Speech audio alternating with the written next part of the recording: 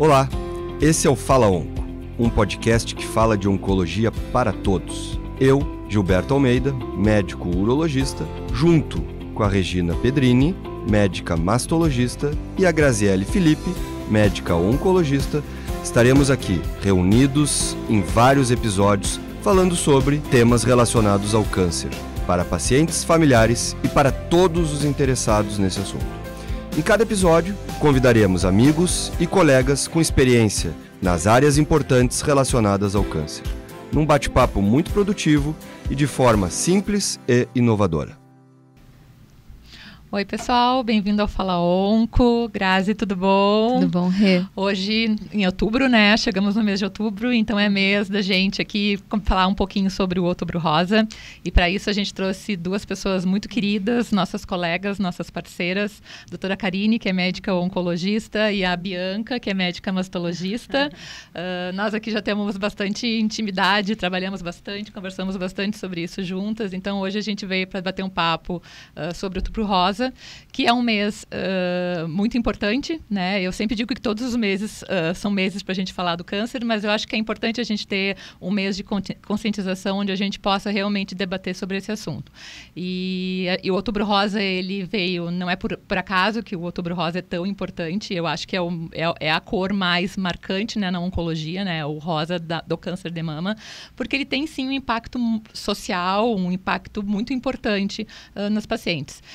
Vou passar para as minhas colegas hoje para a gente falar um pouquinho da importância disso, do porquê do Outubro Rosa, do porquê que a gente está aqui, né? Qual é o papel nosso na história do câncer de mama, como que a gente pode impactar isso. Acho que vou começar com a Karine, né? Queria que tu falasse um pouco sobre o que é o câncer de mama, por que a gente senta aqui e conversa tanto, né? Sobre a importância da prevenção, sobre a importância do diagnóstico precoce, por que essas campanhas do Outubro Rosa têm tanta força, por que a gente sempre bate nesse martelo sobre o tratamento precoce, né, o diagnóstico precoce. Obrigada pelo convite, né, participar aqui com as colegas. Então, para a gente falar sobre o câncer de mama, né, eu acho que a ideia é que a gente consiga, com medidas, diminuir mortalidade, porque o câncer de mama hoje é a segunda causa mais comum de câncer na mulher, né, perdendo só para câncer de mama, câncer de pele, câncer de pele, não melanoma, então é a causa mais comum. E para reduzir essa mortalidade, a gente tem exames que a gente pode fazer, que a sociedade preconiza, e o que a gente considera, né, diagnóstico precoce, é aquele diagnóstico que a gente tem início, né, então que a paciente pode ter um sintoma inicial, que ela palpou alguma coisa na mama, ou ela mudou a cor da pele da mama, tem alguma secreção de mamilo, então tem algum sintoma. Ou o rastreio, que é aquele paciente que tu não tem sintoma nenhum e você vai fazer o exame, que é a mamografia, que é o exame que a gente usa hoje, para fazer esse diagnóstico precoce. Eu acho que, Bia, o mais importante quando a gente fala de mama é que, como a Karine falou, né, é o câncer com mais incidente, é o câncer que mais mata mulheres, mas ao mesmo tempo é um câncer com alta chance de cura. Né? Então, acho que o foco, quando a gente fala com todas as mulheres, né, e a gente não está falando só das pacientes de alto risco, a gente está falando de todas as mulheres, principalmente aquelas acima de 50, 60 anos, é o poder que a gente tem de tratar uma doença com alta chance de mortalidade, mas ao mesmo tempo com uma alta chance. Onde é que a gente está se perdendo nisso? Onde é que né, qual é o nosso papel em passar isso para os pacientes? Eu queria que tu falasse também, a gente trabalha juntas, então a gente está sempre vivendo isso no dia a dia, né? Isso é muito importante. Primeiramente, né, quero agradecer, obrigada pela lembrança do meu nome, né? É uma alegria imensa estar aqui com esses nomes aqui da mastologia, da oncologia. É muito prazeroso tirar esses minutos e estar falando aqui desse tema que todas nós somos apaixonadas, e poder levar conhecimento e levar informação para todos vocês é algo que é muito prazeroso e grandioso. Porque eu acho que não adianta a gente estudar um monte, a gente saber um monte, a gente falar um monte entre nós. A gente tem que levar para quem está em casa. A gente tem que levar isso para os nossos pacientes. Não, não adianta a gente saber no congresso que hoje a gente espera para 2024 74 mil novos casos de câncer de mama no Brasil, e a gente não falar isso para quem está escutando a gente. Né? Outubro Rosa é importante, mas não é só Outubro Rosa, né? O rosa tem que ser de janeiro a janeiro, né? A gente tem campanha hoje que o outubro ele tem que ser de janeiro a janeiro, né? Aonde que a gente está se perdendo?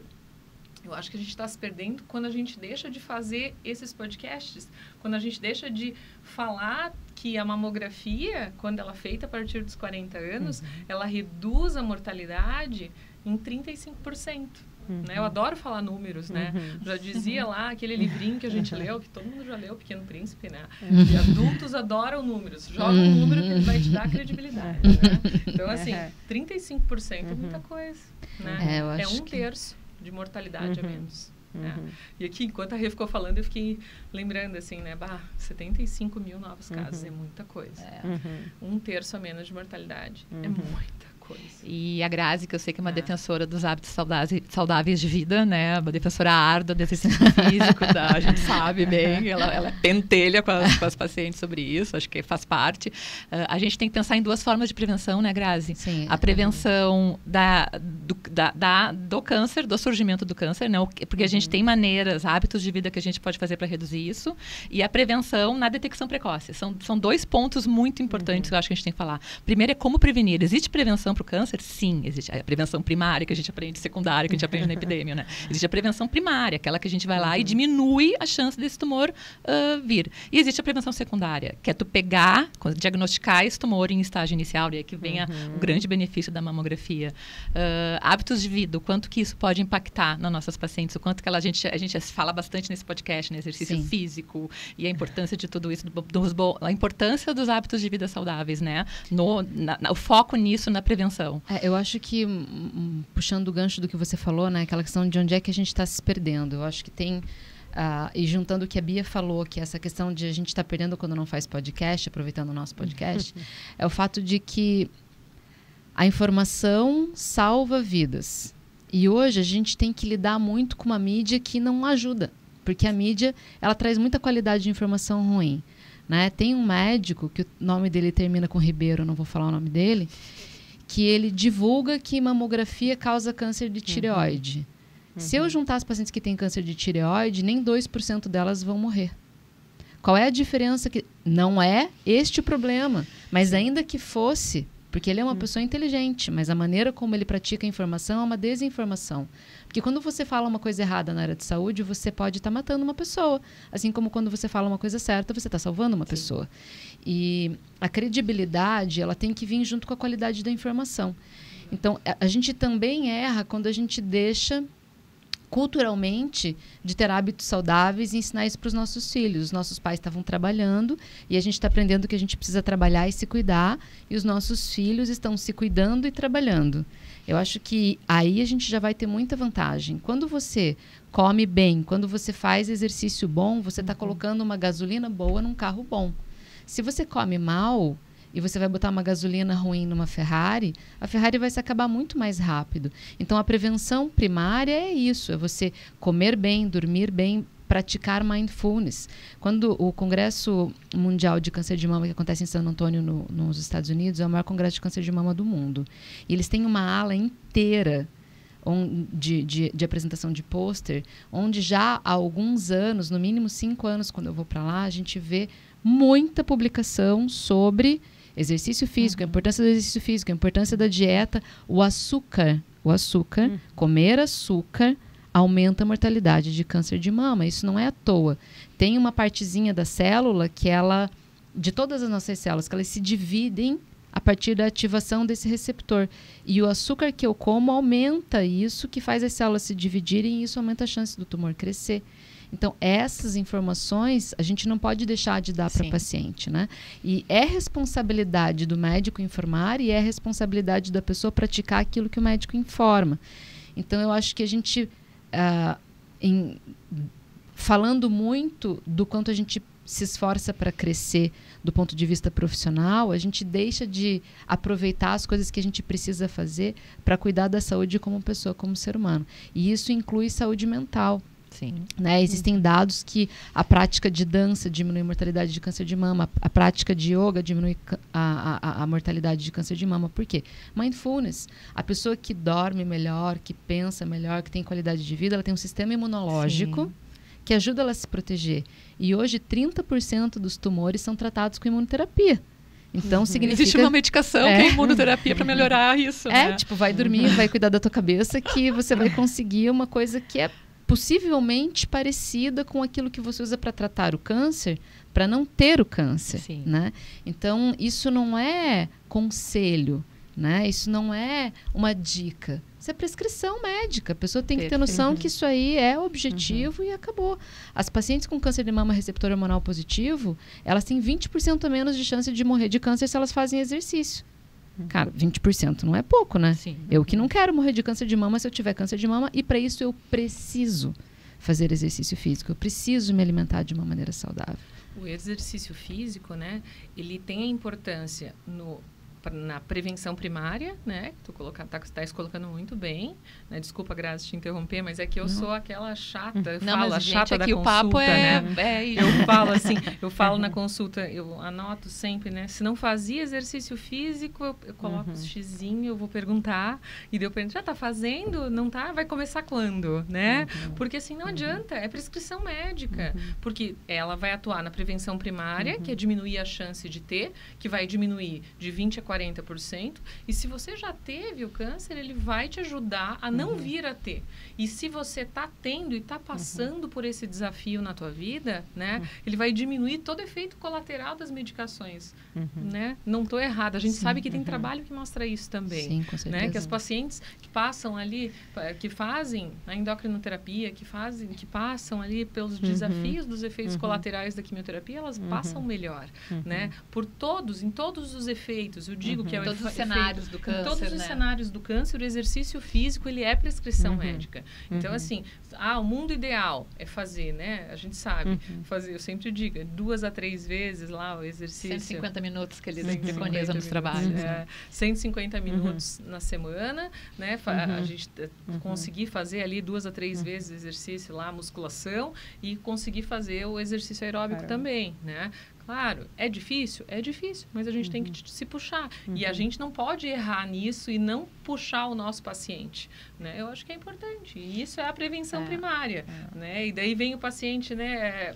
Se a gente abrir essa brecha de não pegar no pé, a gente vai estar falhando. Sim, né? exatamente. Eu acho que tem que ficar em cima. E tem muitos mitos sobre isso, né? Muitos casos, mito número 1, mas ninguém tem câncer na minha família. Também não preciso fazer... 80% dos tumores são esporádicos. Exatamente. Agora 75%, mas no máximo 25% das pessoas têm câncer por causa da família. De 4 cânceres de mama, 1 só é familiar, os outros 3 não tem nenhum histórico familiar na vida dessa paciente, né? Mas por que se eu faço tudo isso, se eu faço exercício físico, e é o que eu falo, né? Eu sempre brinco com as pacientes, por que aconteceu comigo? Se eu faço tudo certinho. Eu falei que se eu tivesse uma roleta, não é aquela roleta de aposta, onde é que tu pode apostar que eu vou ter câncer depois dos meus 40 anos? Eu apostava na mama para ganhar dinheiro. Então, assim, é o câncer da roleta, né? É o câncer... a gente tem dados, assim, eu até botei uma vez numa aula do Outubro Rosa, 1 a cada 8 mulheres terão câncer de mama. 1 a cada 8. Então, tu não tá aqui porque tu é uma única diferente de tudo, né? Tu tá aqui porque 1 a cada 8 mulheres, se chegar até os 70 anos, vão ter câncer de mama. E uma coisa que eu sempre falo para as pacientes, Karine, que é que eu acho muito importante, né? A questão não é ter o câncer. O grande problema, eu digo, elas ficam me olhando assim, o grande problema não é ter o câncer. O grande problema é o que a gente consegue fazer com esse câncer, né? E aí que entra a prevenção primária, a prevenção secundária, né? O diagnóstico precoce. Tu que é médico oncologista, tu tem todos os cenários, né? Tu tem o cenário da doença inicial e tu tem o cenário da doença terminal do câncer, né? As pessoas, às vezes, chega... o ideal do mundo ideal, a gente pegar tudo assim no início, mas não é sempre assim, né? Então, eu sempre passo isso. Hoje eu atendi uma paciente que ela estava muito abalada com tudo isso, e eu falei, vamos fazer o seguinte, vamos focar diferente. Não é por que eu tive o câncer, né? É esse câncer, eu consigo tratar ele, eu consigo me livrar dele, eu consigo curar. Porque essa é a questão, né? Não é ter o câncer, porque 1 a cada 8 vai ter.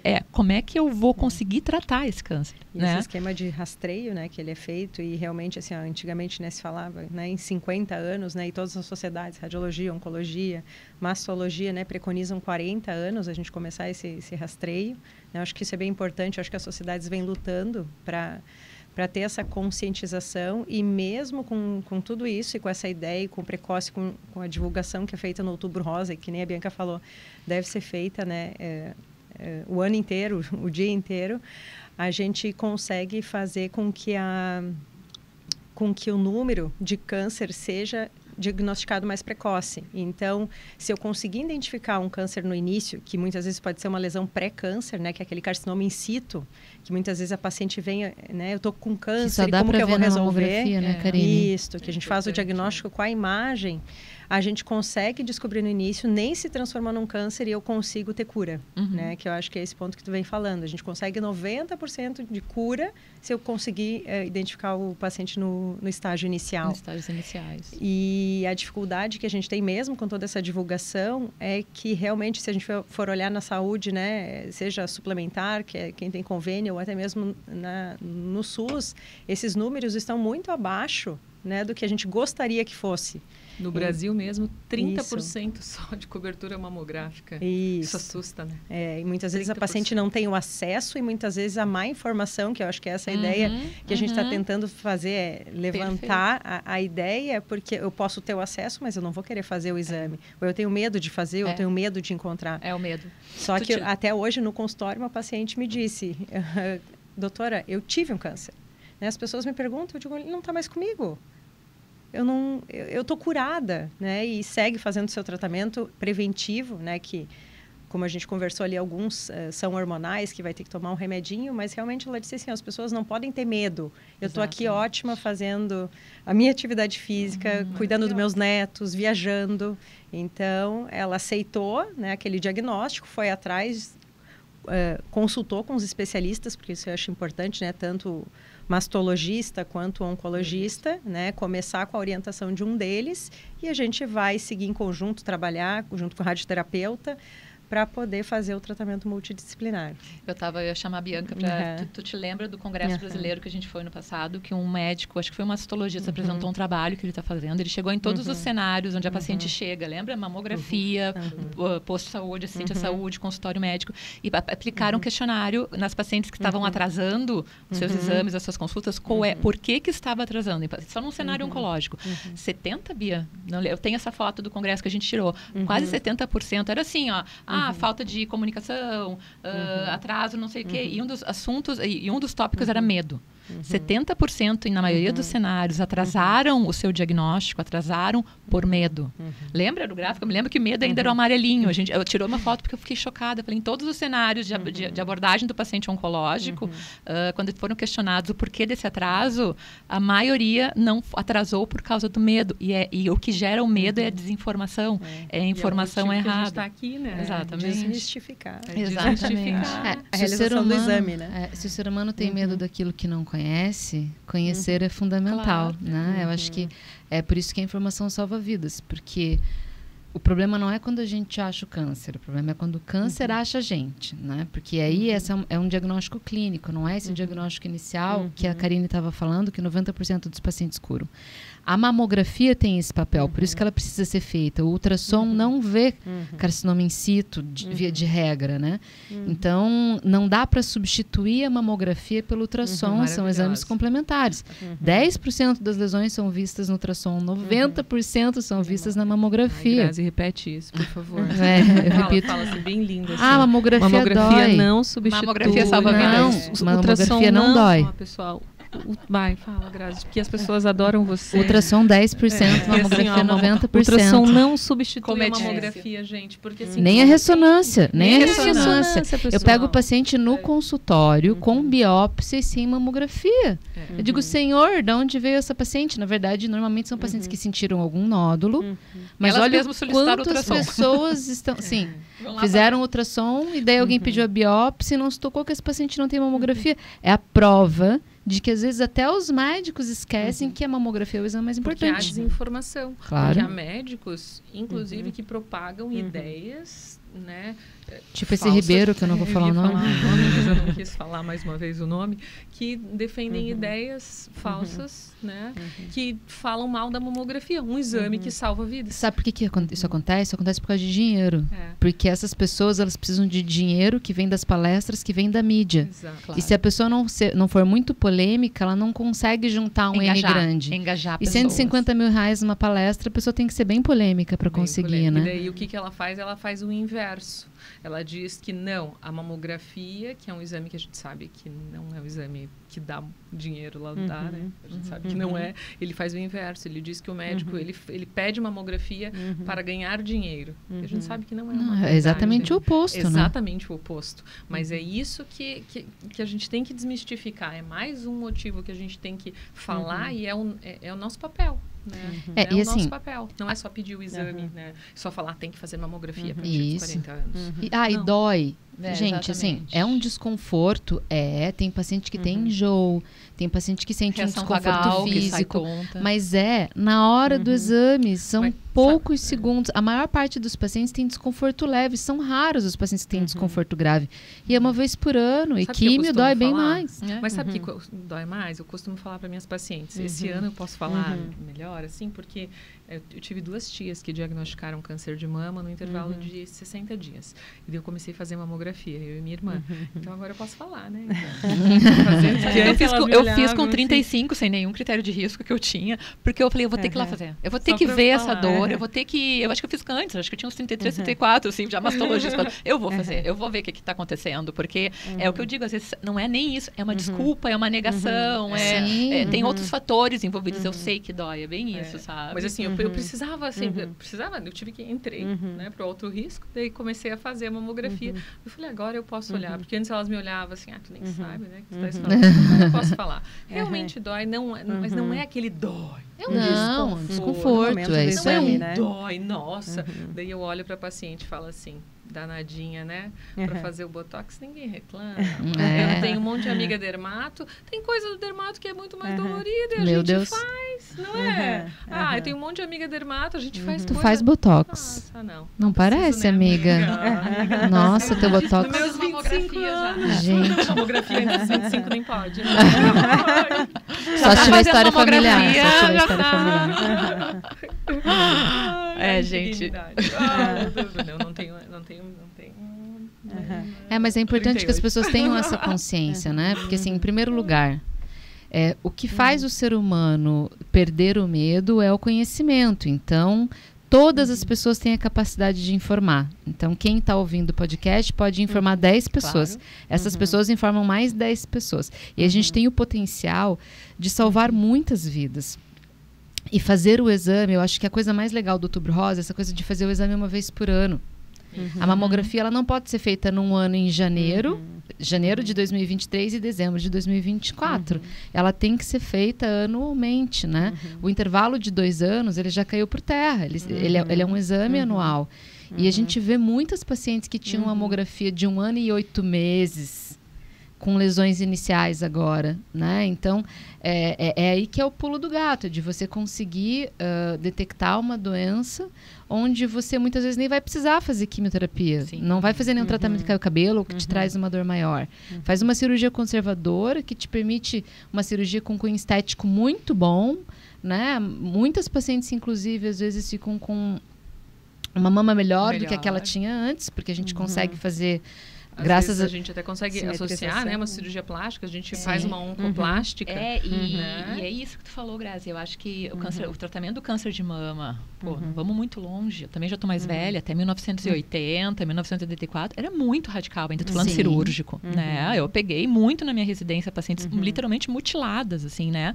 Então, aquele medo também de uma cirurgia mutiladora, aquele medo de um tratamento agressivo. Hoje a gente consegue, é bem isso, dar melhor qualidade de vida, muitas vezes para conceito estético, conceito de peso de mama, de desconforto de mama grande, a gente opera junto muito melhor do que as pacientes ficam muito mais contentes. Isso fala isso num mundo assim, duvido, não, vou ficar melhor depois do tratamento. É que eu sempre digo, não é uma sentença, é só uma mudança. E às vezes essas mudanças são para melhores, às vezes tu pode até ter uma mama melhor, adquirir hábitos de vida melhor.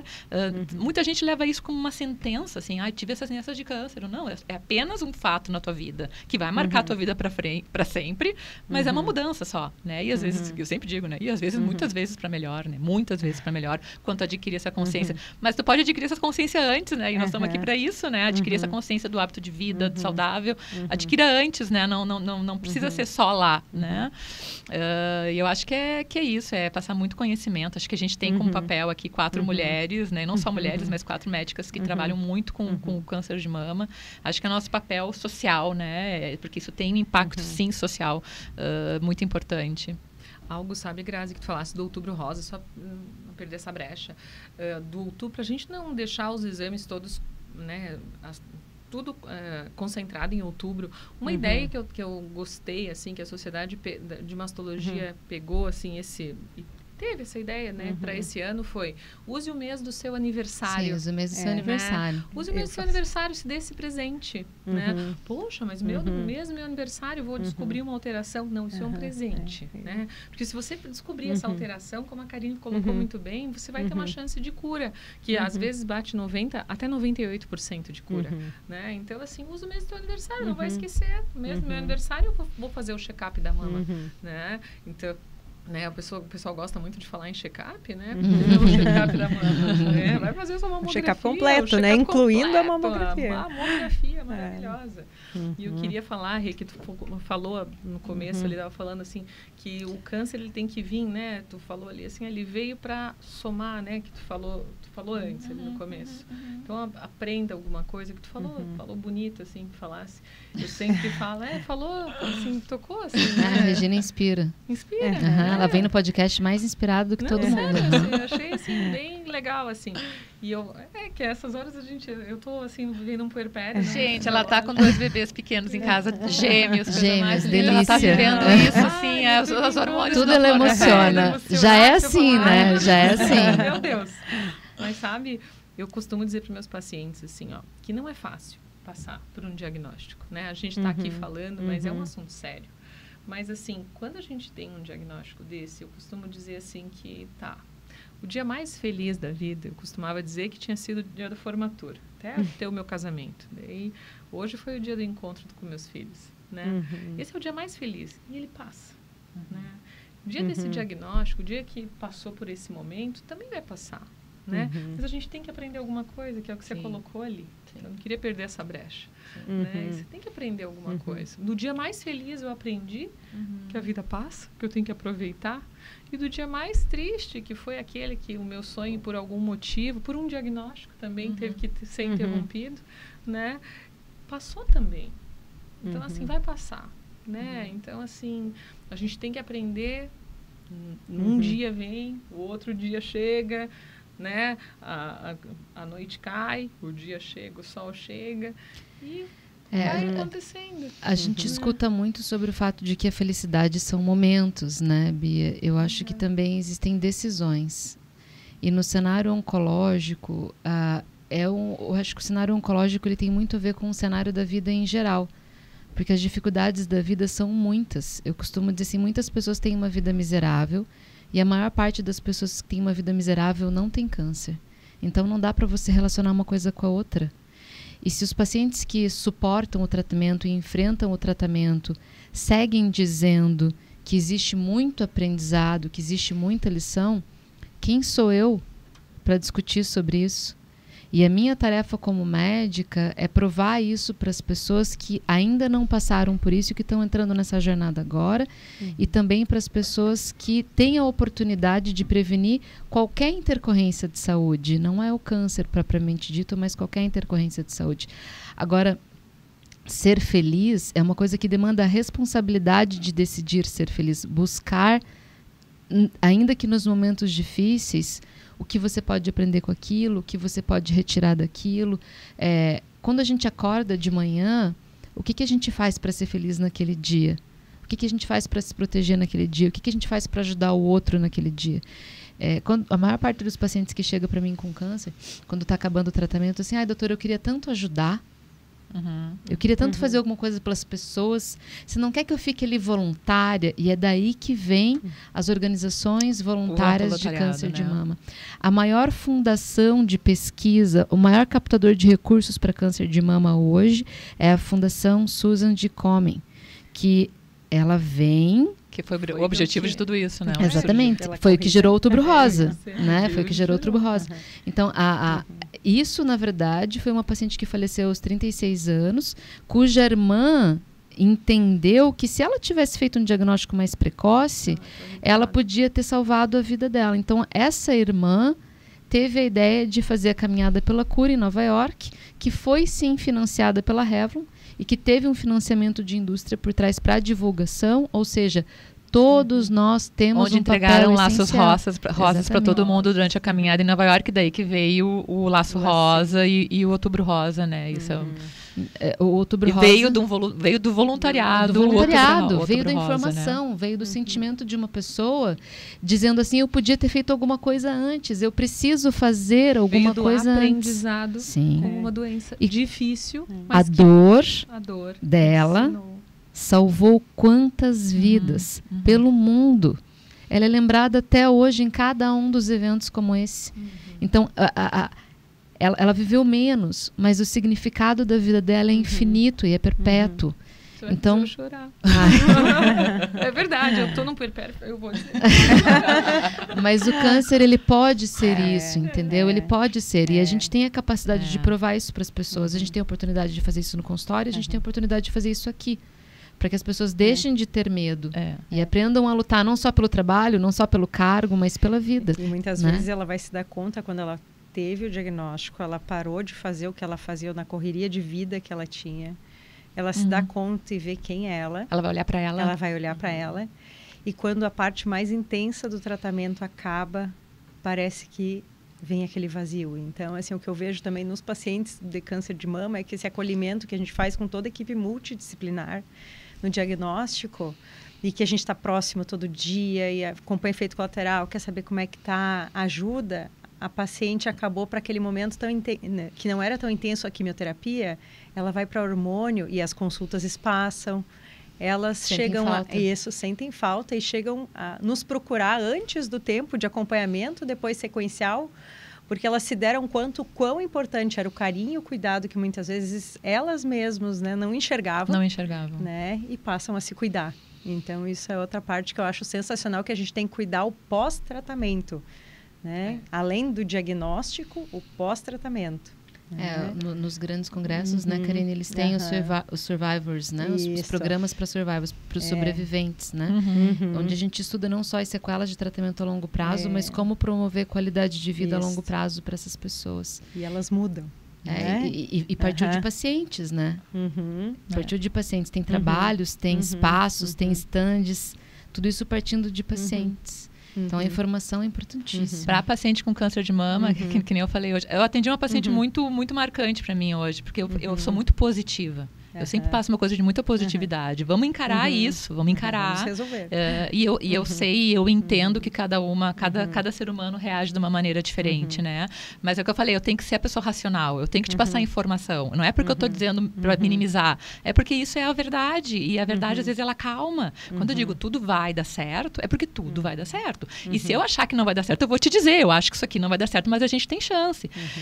E eu sou muito, muito positiva, mas é muito, muito louco isso, assim. Porque as pacientes têm muito uma carga lá atrás, coisas que aconteceram na vida dela, justificam, às vezes, traumas que a gente está ali num momento só de diagnóstico de câncer. A Grazi é campeã nisso, ela vai lá e busca, não, mas se tu conversar com ela, tu vê que isso.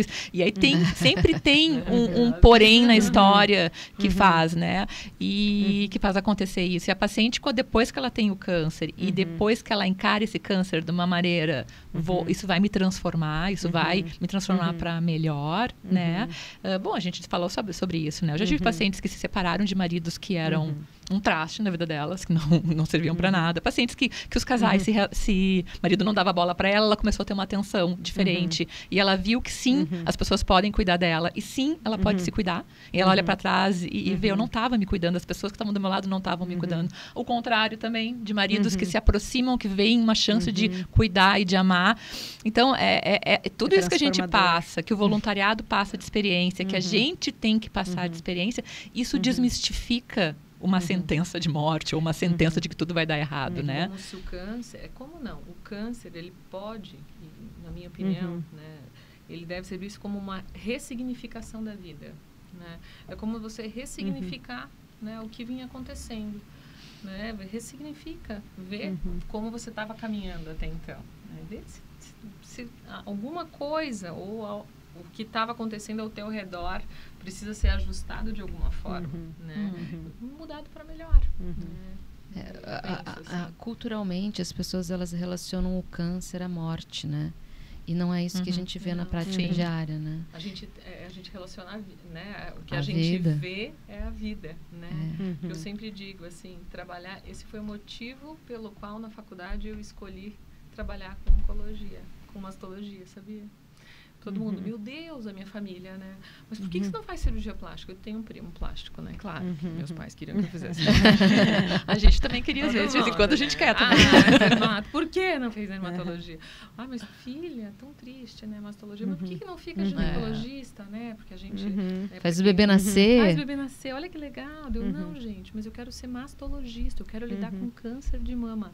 Assim, vocês não entendem. Eu falava, vocês não entendem. E a gente fala que são as pacientes. Significa. E são as pacientes mais gratas, né? Eu sei que elas fazem a gente olhar, porque elas nos ensinam muito.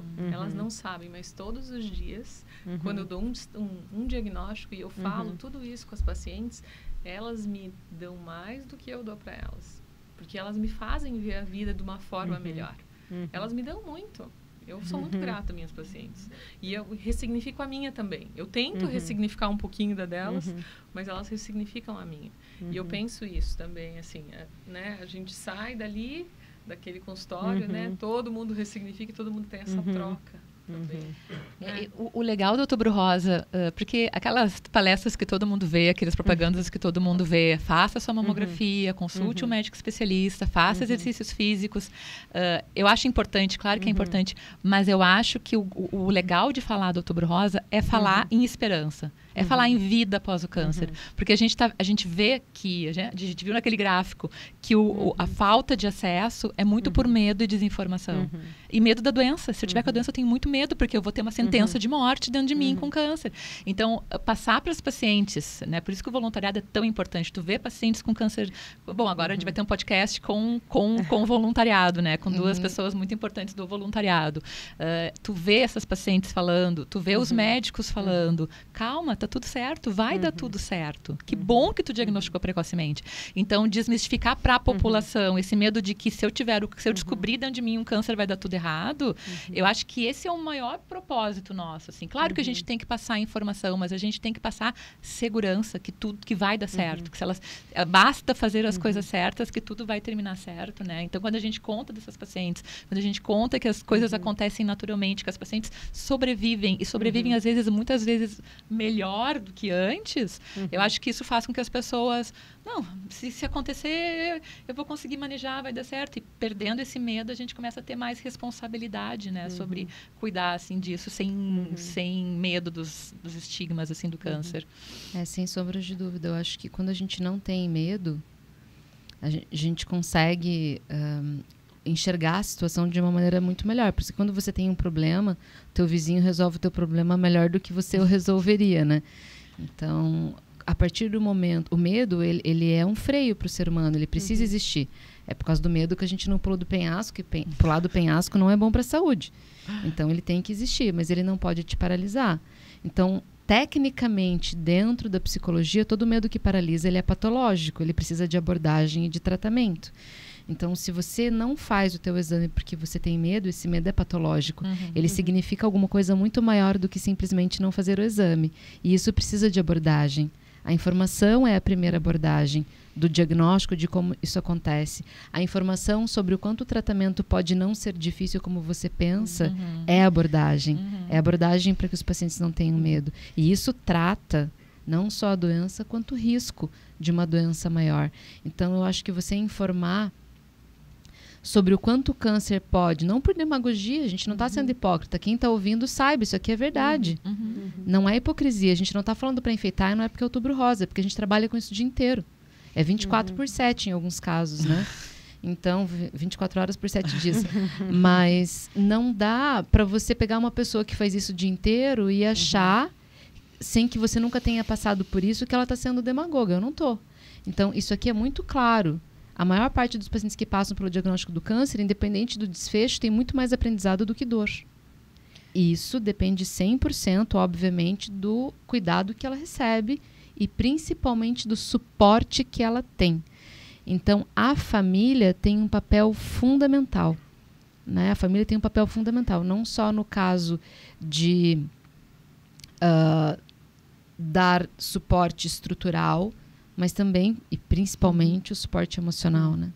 E além desse suporte familiar, né, sem dúvida, o suporte do médico, né, e da equipe que vai tratar ela.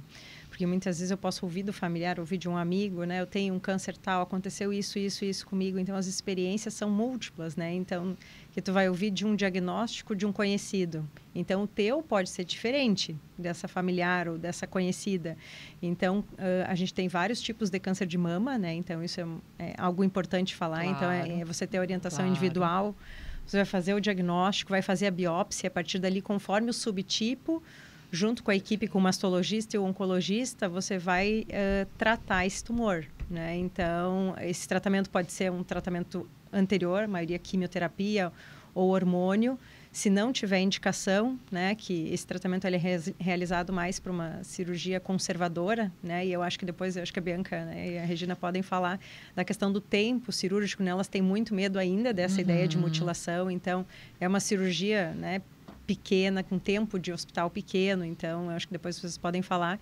E a partir disso, né, da cirurgia antes ou depois, a gente vai também ter a possibilidade de seguir esse tratamento, que muitas pessoas vão ter que fazer um tratamento 5, 10 anos depois, tem outras que só vão fazer acompanhamento, né, que já fez sua quimio antes. Então, depende muito do tipo de tumor que vai ser personalizado o teu tratamento oncológico. Então, a gente não pode ter medo, a gente tem que chegar, sentar com o médico, conversar, ver os exames e decidir junto ser positiva. Eu acho que nesse tratamento, eu acho que é essa a ideia. Porque acho que como tu colocasse muito bem, né, Karine, o câncer de mama é uma entidade que ela é muito ampla, né? Eu costumo dizer que o câncer de mama é como uma caixa de lápis de cor da Faber-Castell de 36 cores. Eu uso um leque, eu digo que o câncer de mama é um leque. A gente abre assim, eu falo assim, 36 cores, imagina, depois a gente fica me olhando, eu falo assim, você pega um desenho. Tem de 48 também, sabia? Eu acho que tá pra 40 até mais. Agora 36. Cada vez que eu vou num congresso, eu vou aumentando o número. Agora você vai aprender, agora você vai aprender. O 36 era lá no passado, né? Daí eu falo, olha, tu acha que pintar o sol de amarelo é igual pintar de verde? Não é, né? Então, para isso, a gente precisa de alguns exames. Daí eu explico da biópsia e além da biópsia, a gente vai fazer uma biópsia da biópsia, né? Para a gente poder, assim, incluir o paciente, para ele entender o que tu vai fazer daquele pedacinho que vai tirar do tumor, para a gente poder analisar e para ele poder entender que como que vai ser, a gente vai, vai poder, vamos dizer assim, explicar o tipo que a gente vai, o tipo do tumor, o tipo de tratamento. Eu brinco que é o nome e o sobrenome, né? O nome e sobrenome, exatamente. Também daí depois eu acabo falando do nome e do sobrenome, para poder estipular esse tratamento, porque existem muitos tipos de tratamento, né? É uma doença muito diferente. E o medo da quimioterapia, né? Também não é só da mutilação cirúrgica, vai fazer quimioterapia. Eu ainda falo, tem muitos tumores que não precisam fazer quimioterapia, né? A maior parte deles em diagnóstico precoce não precisa. Precocemente, então, mais ainda. Os tumores tipicamente diagnosticados por mamografia. Aqueles que a mamografia veio e o ultrassom não vê, esses não precisam. É esse aí. Então esse é o grande objetivo aqui, né, gente? A gente tem tempo, infelizmente, eu queria ficar falando de câncer de mama aqui. A gente imagina, somos 4 suspeitas aqui para falar sobre câncer, né? Mas eu acho que é isso, acho que o objetivo é tornar a coisa mais tranquila, né? Menos caótica, né? Porque quem escuta essa palavra, é pesada a palavra câncer, né? É pesado. Pra gente que trabalha com isso, a gente consegue manejar melhor. Mas quando alguém fica falando de diagnóstico de câncer, vira um auê, né? Porque é uma palavra pesada para a sociedade, né? Eu acho que o grande objetivo é a gente amenizar essa palavra, né? Porque o câncer não é uma sentença, eu sempre digo, né? Amenizar a palavra câncer para desmistificar a palavra câncer, né? A maior parte dos pacientes com câncer de mama sobrevive. Sim. Então, se a maior parte sobrevive, por que não eu? Sim. E a gente tem que ter essa visão positiva, né? É claro que eu não vou dizer que o mundo o mundo do câncer de mama é todo cor-de-rosa. Ele não é todo cor-de-rosa, né? A gente sabe bem, né? E vocês como médico-oncologistas que pegam um lado mais avançado da coisa, muitas vezes, a gente sabe que existe o lado dark de tudo isso, mas até nessa visão, a gente consegue ter tratamento, a gente consegue ter acolhimento, a gente consegue manejar o câncer em todos os seus cenários, né? E então, é importante isso. E eu acho que o Outubro Rosa tem que ser todo ano, sim, né? Tem que ser durante todo o ano, sim. Mas se pelo menos a gente conseguir uma vez por ano fazer que essas pessoas agora no mês de outubro assistindo esse podcast vão lá e façam essa mamografia, a gente já está ganhando, missão né? Cumprida. A gente já está check, com certeza, né?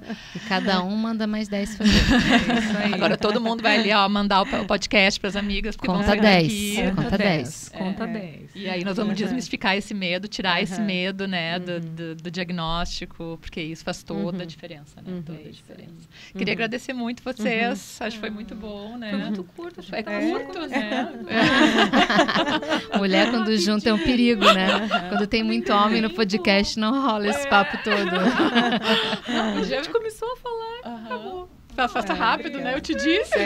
Aí o que nós vamos falar? Gente, só vamos falar. Vamos falar. Pessoal, obrigada meninas. Muito obrigada, Grazi. Obrigada. Foi muito bom. Muito Beijo, legal. beijo pra vocês. Tchau.